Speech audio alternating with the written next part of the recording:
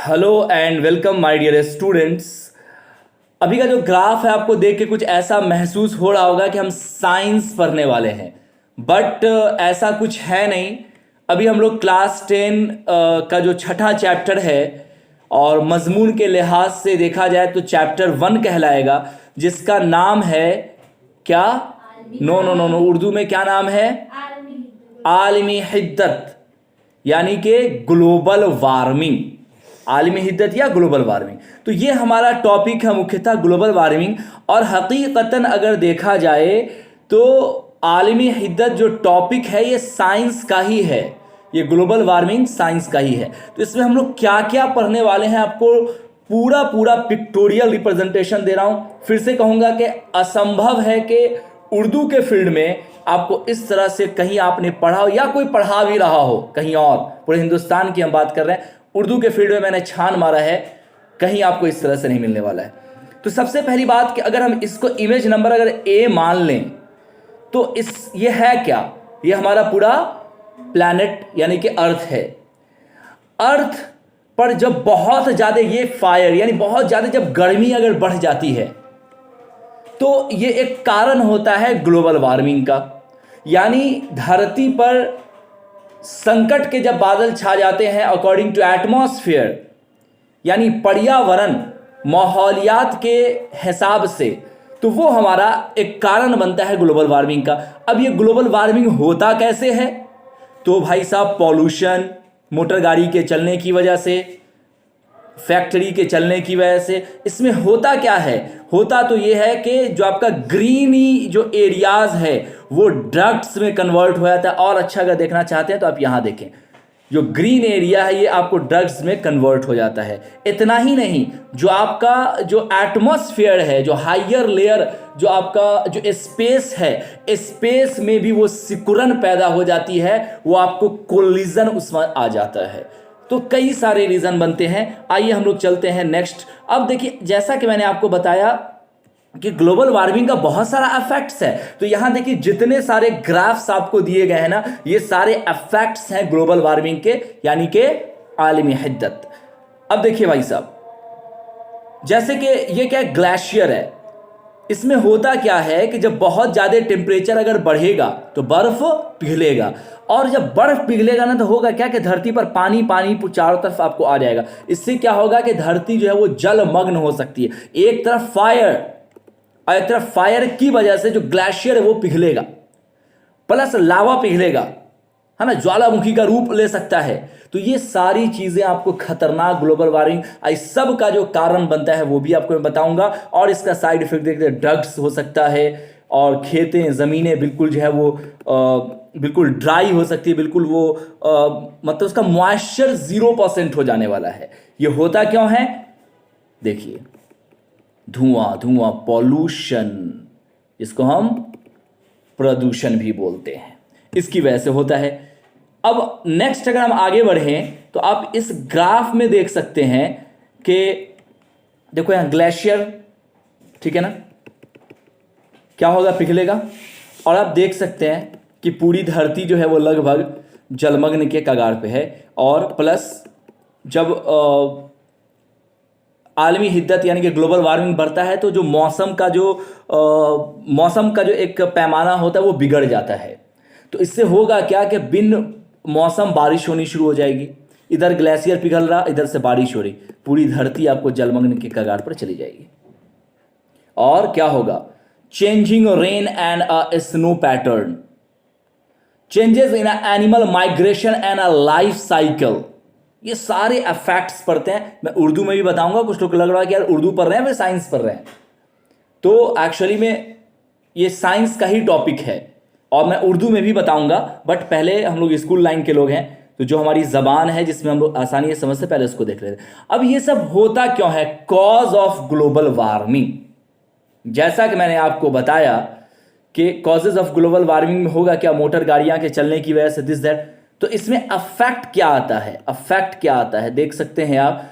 इतना ज़्यादा ड्रग्स, इतना ज़्यादा सुखार आ जाता है, बच्चों के पेड़ में हरे हरे जो ग्रीनरीज है वो बिल्कुल ड्राई हो जाता है और उसमें आग यानी कि फायर पकड़ लेता है। आप इधर देखिए कितना हरा भरा है, ठीक है। और यहां देखिए क्या हाल है। दूसरा कॉज ये बनता है कि भाई साहब का देखिए पेड़ को काट काट के ढेर लगा दिए। आप जब ग्रीन को ही खत्म करोगे तो क्या होगा, ऐसे भी आपका एयर का लेयर गड़बड़ाएगा, और जब एयर का लेयर गड़बड़ाएगा तो एटमॉस्फेयर में चेंजेस आएगा, और पहली से आपको ग्लोबल वार्मिंग की एक समस्या है। ग्लोबल वार्मिंग को चांस मिल जाएगा, लेगा सीधा छक्का उठा के मार देगा बाउंड्री लाइन के बाहर, तो प्रॉब्लम आएगा। तो ये सारी चीजें इसमें आती हैं। अब आइए फटाफट मैं आपको एक लाइन में बता दूं कि जितना आपने पढ़ा है उस समय क्या क्या चीजें आ जाता है। कॉजिंग ऑफ ग्लोबल वार्मिंग, एक तो भाई shrinking upper atmosphere, atmosphere shrink हो जाता है। Less heat escaping to the space, cooling upper the atmosphere, ठीक है, यानी ऊपर का एरिया बहुत ज्यादा कोल्ड हो जाता है और नीचे का बहुत ज्यादा गर्म हो जाता है, तो इस वजह से भी प्रॉब्लम आ सकता है। Less oxygen in the air, oxygen का जो लेयर कम हो जाता है वगैरह वगैरह, ये सारे अफेक्ट्स होते हैं ग्लोबल, और यही सारा कुछ आपके उर्दू के किताब में दे रखा है। बस हमें पढ़ना कैसे है वो आपको बता देता हूं।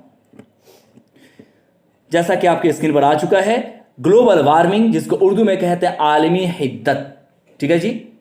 तो सबसे पहली बात कि ग्लोबल वार्मिंग है क्या, मैंने इतना सारा कुछ आपको बताया, यू नो, बट उर्दू में हमें कैसे लिखना है, क्योंकि लिटरेचर है तो उर्दू में ही लिखना होगा हमें। तो लिखेंगे आप कि ग्लोबल वार्मिंग अंग्रेजी जबान का एक इस्तिलाह है। अब समझ में आ गया कहे अंग्रेजी में बता रहे थे, ये एक्चुअली में अंग्रेजी से ही लिया गया है।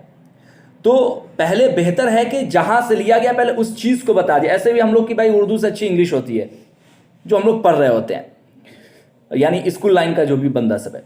तो ग्लोबल वार्मिंग अंग्रेजी जबान का एक इस्तिलाह या लफ्ज है। देखो मैंने एक अगर भारी वर्ड दिया है तो एक आसान भी दे दिया है। इस्तिलाह या लफ्ज है जिसका ताल्लुक यानी कि रिलेशन जोग्राफिया यानी जोग्राफी से है, और उर्दू मानी अर्जी तमाजत, यानी अर्जी तमाजत का मतलब वाइब्रेशन ऑफ द अर्थ, ठीक है, से होता है, जिससे मुराद जमीन के ऊपर की मजमूई हरारत से होता है। आ रही है बात समझ में? फिर से बोल दूं, ग्लोबल वार्मिंग अंग्रेजी जबान का एक इस्तिलाह या लफ्ज है जिसका ताल्लुक जोग्राफिया से, भाई ये सब कहां पढ़ते, ज्योग्राफी में तो पढ़ते हैं ना अर्थ के बारे में, और उर्दू मानी अर्जी तवाज़त यानी वाइब्रेशन ऑफ द अर्थ होता है, जिससे मुराद का मतलब जिसका मतलब ये होता है कि ज़मीन के ऊपर की मजमूई हरारत यानी ज़मीन के ऊपर का जो एटमॉस्फेयर है उसमें गड़बड़ी आना, ये सेंस है। आई बात समझ में? अब इसके असबाब कहते हैं इस फैक्टर को, जो मैंने आपको अभी इंग्लिश में ऊपर बताया। क्या क्या इसके फैक्टर हैं? तो पहली भाई ग्रीन हाउस गैस और कल कारखाना चलने की वजह से, मोटर गाड़ियां के चलने की वजह से, ये सब, और जंगलों के कटने की वजह से बेतहाशा क्या होता है, कार्बन डाइऑक्साइड का लेयर बढ़ता है और ऑक्सीजन का लेयर घटता है, जिसकी वजह से ग्लोबल वार्मिंग की समस्या उत्पन्न हो जाती है। ठीक है ना? तो ये सब इसके क्या है, फैक्टर्स हैं, इसके असबाब में आ जाते हैं। अब इसका नुकसानात क्या होता है, जैसा कि मैंने आपको बताया था, ड्रग्स वगैरह, फायर पकड़ लेना, एटमॉस्फेयर श्रिंक हो जाना, तो वही सारी चीजें आएंगी। आबो हवा में बड़ी तब्दीली आ जाती है, जो एयर का जो लेयर है उसमें बहुत बड़ा परिवर्तन आ जाता है। समुंदर में पानी की सतह में तेजी से इजाफा हो जाता है, जैसे मैंने बताया था आपको, पूरी धरती जलमग्न हो सकती है, ग्लेशियर पिघल जाते हैं, जरासीम, बैक्टीरिया, वायरस का तेजी से पैदा होता है, बेवक्त तूफान, जैसा कि मैंने बताया था कि बिन मौसम पानी बरसने लगता है, बेवक्त तूफान, सैलाब और कहत कहते हैं ड्रफ्ट्स को यानी सुखाड़ को, और कसरत होती है, यानी कसरत का बहुत ज़्यादा ये चीज़ें आने लगती हैं बार बार। आज ग्लोबल वार्मिंग आलमी सतह पर एक संगीन मसला है। ध्यान रखेंगे, ये आपको ऑब्जेक्टिव में आता है कि ग्लोबल वार्मिंग कैसा मसला है, तो ग्लोबल वार्मिंग एक संगीन मसला है। ये नुकसानात भी आपको काम में आ गए, प्लस ये लाइन भी काम आ गया ऑब्जेक्टिव के लिए। अब देखिए ग्लोबल वार्मिंग से बचने का क्या उपाय हो सकता है। अब तक मैंने जो बताया ग्लोबल वार्मिंग क्या, फैक्ट्स क्या है। अगर ग्लोबल वार्मिंग अभी के वक्त में बहुत ज्यादा बढ़ रहा है, आपको पता है, लेकिन इससे बचने का उपाय है, अगर उसको हम फॉलो करते हैं तो इन चीज़, यानी कि सबसे ज्यादा इंपॉर्टेंट टॉपिक है अब तक का जो भी मैंने आपको पढ़ा, वीवीआई बहुत ज्यादा इंपॉर्टेंट टॉपिक है आपके लिए। तो जैसा कि आपको पता है कि ग्लोबल वार्मिंग के लिए बहुत बड़े हमारे फिलोसोफर हैं और बहुत बड़े साइंटिस्ट गुजरे हैं, मिसाइल मैन जिन्हें कहा जाता है, एपीजे अब्दुल कलाम साहब। उन्होंने ग्लोबल वार्मिंग पे कई सारे कॉन्फ्रेंस में हिस्सा भी लिया और उन्होंने तरीका भी बताया कि हमें कैसे क्या करनी चाहिए। तो वो भी आपको मैं बताऊंगा। आइए शुरू करते हैं। ग्रीन हाउस गैस कल कारखाने मोटर गाड़ी से निकलने वाली जहरीली, क्या होगा, जहरीली गैसों पर काबू पाकर। अब कैसे काबू पाओगे? अभी देखो दिल्ली में इवन और ऑड नंबर की गाड़ी का शुरुआत हुआ था, पेड़ लगा के कर सकते हो। जो बहुत पुरानी गाड़ी है उस पर सरकार प्रतिबंध लगा के कर सकते हैं, नियम सब है लेकिन होता नहीं है। तो इसको पनिशमेंट, देखो पनिशमेंट बढ़ाओगे तो सीधा होगा, सीधी सी बात है।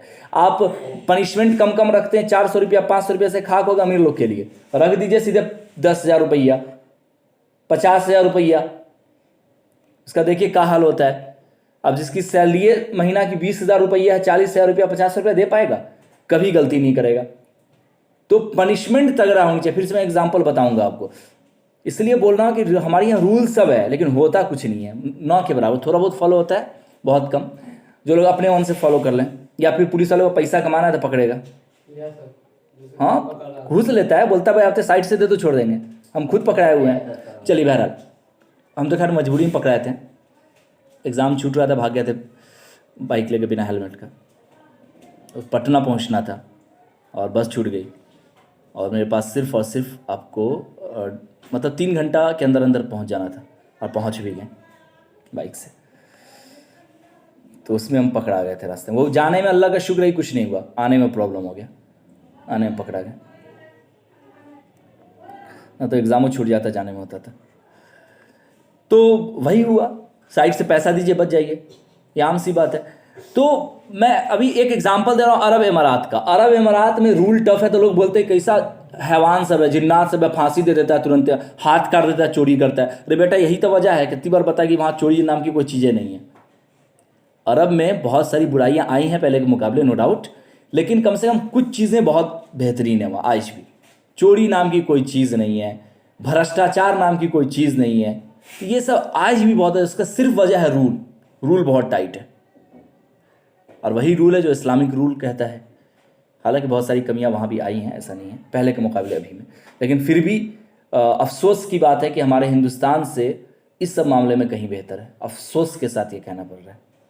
हमारे यहाँ करप्शन इतना ज़्यादा, कौन नहीं जानता है यार, कौन इस पर क्या करेगा, खुल के बोल सकते हैं, इसमें देश की बुराई थोड़ी है।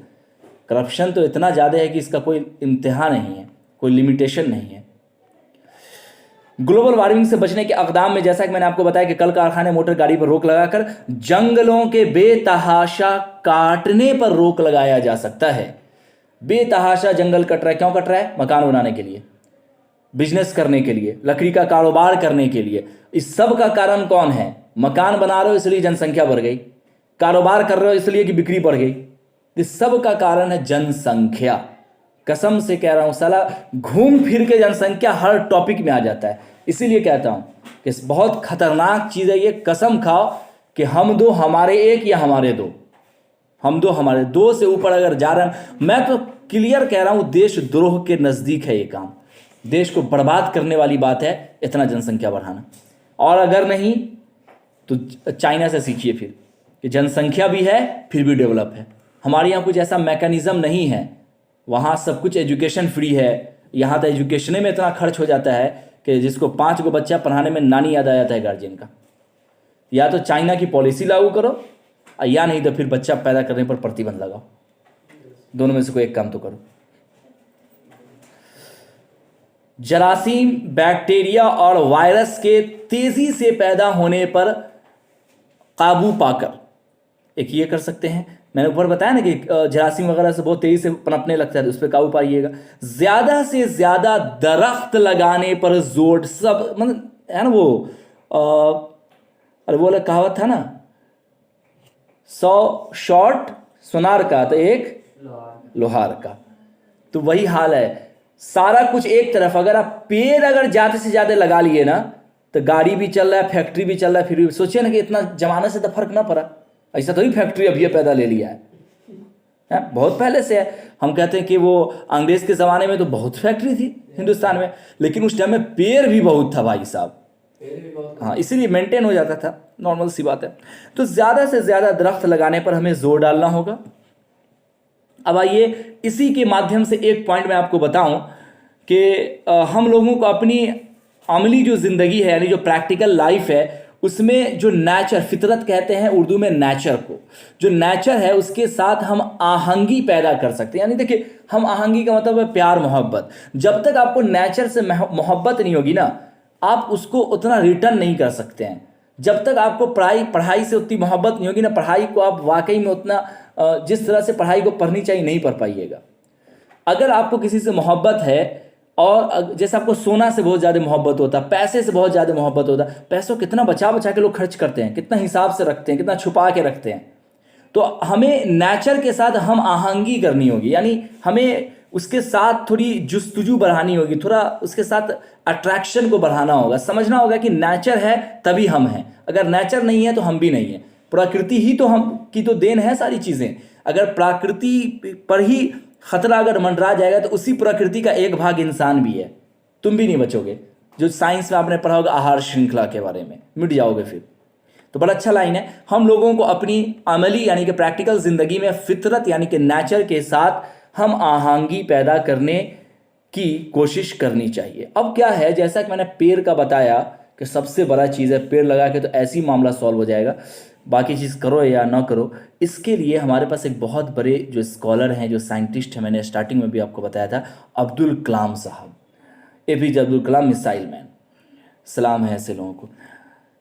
भारत की मॉडर्न ज़माने में सबसे बड़ा चेहरा, भारत को भारत बनाने में, एटमी पावर बनाने में जो सबसे बड़ा जो हाथ है वो एपीजे अब्दुल कलाम साहब का है। आज भारत जो आंख से आंख मिला पा रहा है, टीपू सुल्तान के बाद का जो भारत था, एपीजे अब्दुल कलाम से पहले तक का जो भारत था, ये भारत दुनिया में दब के रहने वाला भारत था। फिर से जो भारत अभी दुनिया के पटल पे जो अपने आप को खड़ा किया है, इसमें सबसे बड़ा किसी का हाथ है तो एपीजे अब्दुल कलाम और इनके पूरे टीम का। और एपीजे अब्दुल कलाम को एपीजे अब्दुल कलाम बनाने में जो किसी का हाथ है तो विक्रम साराभाई का। तो ये पूरी कड़ी है जो इनकी पूरी जो टीम थी। मतलब टीपू सुल्तान, फतहुल मुजाहिदीन से गूगल पे किताब है, उसको आप देखिएगा, आपको वहाँ बताया गया है कि मिसाइल मैन, जो ओल्ड मिसाइल मैन उनको बताया गया है, रॉकेट का सबसे पहला आविष्कारक बताया गया टीपू सुल्तान को। उसके बाद टीपू सुल्तान तो खैर जंग में मारे गए, कई जंग जीते, आखिरी जंग में अंग्रेज़ों को हाथ, अपना ही लोग धोखा दिया। हमेशा ऐसा ही होता है, बहुत अफसोस होता है, लेकिन हम क्या कहें, हर जंग इसीलिए लोग हारा है कि अपना ही धोखा दिया, और ये फैक्ट होता है। आज हम भी इसी चीज़ को लेकर डरे रहते हैं, जो मेरे आसपास है आज ना कल वही उससे बड़ा नुकसान कोई कर भी नहीं सकता है, जो आपके सबसे ज़्यादा करीब होता है, और वही करता ही है। दुनिया को क्या पड़ी है आपसे। उसके बाद भारत टूटा, अंग्रेज़ों का सल्तनत आया, 300 साल अंग्रेज़ रहा। उसके बाद भारत को इतना चूसा कि कुछ बचा ही नहीं चूसने के लिए। भारत फिर से अपना खड़ा हुआ, सल्तनत आई पंडित जवाहरलाल नेहरू के हाथ में, ऐसी सल्तनत जो पूरी बाउंड्री खुली हुई थी भारत की। थोड़ा सा हिस्ट्री जान लीजिए। ऐसा था कि हमारे पास आर्मी की संख्या इतनी कम थी कि चोर डाकू भी अगर हमला कर देना तो मुश्किल हो जाए मुकाबला करना। कोई बॉर्डर नहीं हमारे पास था, उस बॉर्डर को बनाना। आप सोचिए, आज जो लोग बोलते हैं कि ये पंडित जवाहरलाल नेहरू के बारे में कि ऐसे थे वैसे थे, ये किए वो किए, अरे उनको जैसा भारत मिला उसमें तो भारत में बांध देना ही बहुत बड़ा चैलेंज था। आज मोदी को मिला है तो बना बनाया भारत मिला है। तो ये कहना कि कांग्रेस इतने साल में ये कि हम इतने साल में ये, भाई कांग्रेस को मिला कितने टफ सिचुएशन में था उस टाइम की अगर हम बात करें तो।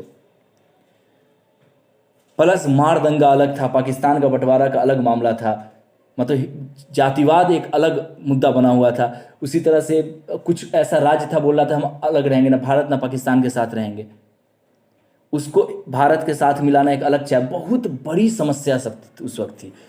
उसके बावजूद भारत को एजुकेशन की तरफ ले जाने में जो सबसे बड़ा किसी का हाथ है तो आपको पंडित जवाहरलाल नेहरू का हाथ है। मतलब आंखें नम हो जाती हैं इन लोग की जब इन लोग का जब जिक्र आता है तो। उसके बाद कांग्रेस से ही जो टेक्नोलॉजी को जो आगे बढ़ाने वाले थे, उन्हीं के ही फैमिली से राजीव गांधी, कंप्यूटर जैसी चीज़, जो मोबाइल जैसी चीज़ जो आई, धीरू भाई अंबानी का नाम सुने होइएगा। ये बिजनेसमैन और कांग्रेस की सरकार मिलकर घर घर तक जो है टेक्नोलॉजी को लॉन्च किया। आज जो सल्तनत ये लोग संभाल रहे हैं, इन लोगों को बना बनाया मिला है, लेकिन फिर भी आपने क्या किया? सबसे ज़्यादा गरीबी अभी के वक्त में है, सबसे ज़्यादा बेरोजगारी अभी के वक्त में आ गया है, फिर भी आप आगे नहीं ले जा सके। बोलने के लिए सिर्फ बड़ी बड़ी बातें होती हैं। तो कांग्रेस का जो योगदान है ना, अगर आप किताब अगर पढ़ेंगे तो आपको ऑटोमेटिक समझ में आ जाएगा कि कौन देश प्रेमी है और कौन देश के नाम पर देश को लूट रहा है। क्लियर समझ में आ जाएगा। तो उसके बाद हम बता ये रहे थे कि भारत एक नाजुक स्थिति में चल रहा था। हमारे पास एटमी पावर नहीं था, बहुत ज़्यादा पैसा नहीं था, टूट चुका था भारत।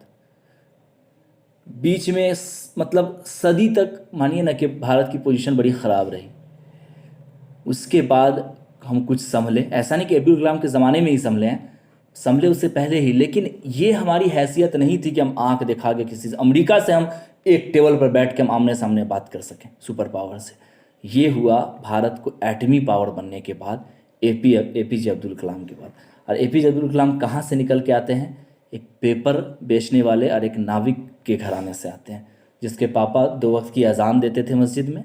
2 वक्त का कहने का मतलब कि उनका वर्क यही था, नमाज़ पढ़ना, अजान देना और पार्ट टाइम में नाव चलाना, उससे 2 पैसा कमाना। इतने वो खुद अखबार बेच बेच के यहाँ तक पहुँचे एपीजे अब्दुल कलाम। वो इंसान अब मैं बताने के काबिल नहीं, हटा आगे का स्टोरी सवाल बहुत। सिर्फ इतना आप समझ जाइए कि इतना नीचे लेवल का आदमी अगर हिंदुस्तान को इतना ऊपर ले जा सकता है, तो हम आप तो फिर भी बहुत बेहतर है। क्या नहीं हम आपके पास पढ़ाई लिखाई के लिए जितनी सारी चीज़ें, उनसे सारा कुछ आप लोग को माँ बाप दे दें। पढ़ाने के लिए हम जैसे लोग हैं आप, जो हर प्रैक्टिकल लाइफ से रूबरू है। अगर फिर भी अगर हम लोग ना एपीजे अब्दुल कलाम तो कम से कम किसी दूसरे फील्ड में भी अगर बहुत अच्छा नहीं करते तो लानत है फिर हम लोगों को। ये जो एक्सक्यूज़ रहता है कि सर कैसे करेंगे, साधन नहीं है, ये वो। आप एपीजे अब्दुल कलाम को देखिए, सुबह में पेपर बेचते थे, दिन भर पढ़ाई करते थे। स्कूल जाने के लिए कई किलोमीटर का नाव से सफ़र करना, उसके लिए भी पैसा का जुगाड़ करना गार्जियन के लिए मुश्किल हो जाता था, स्कूल भेजने के लिए भी। ये पोजीशन था। तो ऐसा आदमी अगर इतना ऊपर जा सकता है, आपको बताएं, एक छोटी सी एक कहानी बता देते हैं, एक लाइन का। एपीजे अब्दुल कलाम जब सीधा हम पूरे बीच की कहानी को गोल करके लास्ट का बताते हैं, जब फाइनल मिसाइल का हो गया था कि लॉन्च कर गया, सक्सेस हो गया अग्नि की उड़ान, तो राष्ट्रपति और प्रधानमंत्री उस टाइम कांग्रेस के थे, तो उनको मतलब इनवाइट किया गया कि मिलना चाह रहे थे। तो उनके पास मतलब पहन के जाने के लिए कोट भी नहीं था उनके पास, और शूज़ भी किसी और ने दिया था उनको।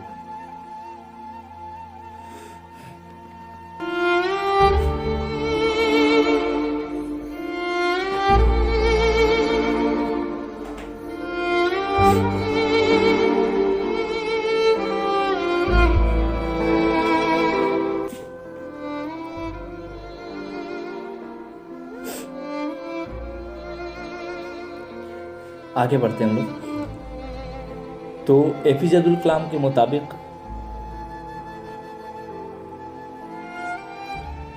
ग्लोबल वार्मिंग से कैसे बाहर आया जाए, इसका इन्होंने कुछ उपाय बताया था, उसको भी हम लोग देख लेते हैं। ग्लोबल वार्मिंग से बचने के लिए तलबा को अब्दुल कलाम साहब ने कहा था कि 10 से 15 साल के बच्चे 5-5 दरख्त लगा दें तो तकरीबन 20 लाख या उससे ज़्यादा दरख्त हो जाएंगे, जो कि ग्लोबल वार्मिंग जैसे संगीन मसला को हल करने में काफ़ी होंगे। ये आपके एग्ज़ाम के लिए बहुत इम्पोर्टेंट है। एक तो आदमी ही इतना महान, प्लस उनका बताया हुआ चीज़, तो बहुत अच्छे से इसको याद रखिएगा। फिर से हम पढ़ दे रहे हैं। ग्लोबल वार्मिंग से बचने के लिए तलबा कहते हैं स्टूडेंट को अब्दुल कलाम साहब ने कहा था कि 10 से 15 साल के बच्चे 5-5 दरख्त लगा दें तो तकरीबन 20 लाख या उससे ज़्यादा दरख्त हो जाएंगे, जो कि अभी के वक्त में इससे ज़ायद हो जाएगा, क्योंकि जनसंख्या बहुत बढ़ गई है जब उन्होंने कहा था, और अभी के मुकाबले ग्लोबल वार्मिंग जैसे जो ख़तरनाक जो मसाइल हैं उनसे आसानी से बाहर निकला जा सकता है। अब हम आते हैं कुछ क्वेश्चंस के पास। यही सारा आपका थ्योरी था। ग्लोबल वार्मिंग कैसा मसला है, उसके बाद वगैरह वगैरह कई सारे क्वेश्चंस हैं, इसको आप देख लीजिएगा। उसके बाद आपको कुछ सवालात हैं, क्वेश्चन सॉल्यूशन, क्वेश्चन आंसर, ये सब आप बना के रखेंगे। और जब इसका सेकेंड पार्ट में जब इसका हम आंसर आपको देंगे तो वहाँ कुछ और भी क्वेश्चंस हम ऐड करेंगे, ख़ासतौर से ऑब्जेक्टिव क्वेश्चंस में, तो वो सब आपको करके रखना है। ज़्यादा बहुत मैंने इन शॉर्ट दिया है जो काम की चीज़ें हैं। इसमें कोई प्रॉब्लम यहाँ तक? Thank you. अगर आपको हमारा वीडियो पसंद आए तो लाइक करें, सब्सक्राइब करें और शेयर करें।